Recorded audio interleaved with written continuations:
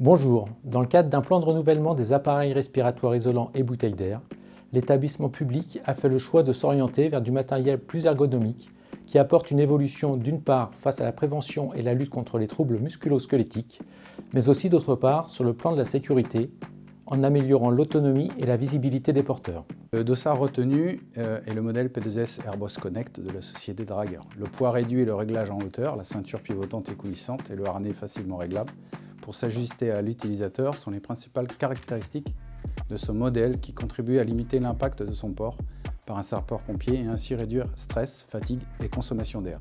La présence de bandes réfléchissantes et de LED participe à améliorer la visibilité du porteur. Autre évolution visant à préparer l'avenir, la présence de connectivité prédisposant à l'aérie, la télémétrie, autre fonctionnalité en cours de développement. Le changement de bouteille d'air fait également partie du plan de renouvellement. Les bouteilles d'air en acier fret et Kevlar sont progressivement remplacées par des bouteilles composites, plastiques plus légères et d'un volume plus important, modèle nano de la société Drager. Ainsi, la bouteille pleine passe de 9 kg à 5 kg environ, avec une capacité portée à 6,8 litres. Il est important de noter que ce plan représente un budget de 2,5 millions d'euros sur 4 ans qui repose en partie sur une réduction du parc départemental.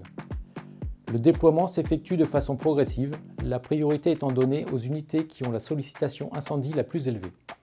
Aujourd'hui, une partie du centre de formation, les groupements territoriaux et 12 centres de secours ont été dotés. Ces évolutions sont portées par la sous-direction technique et infrastructure, le groupement opération et la section aérie, EPI et risques technologiques du service matériel qui assure l'accompagnement à la mise en service des nouveaux matériels.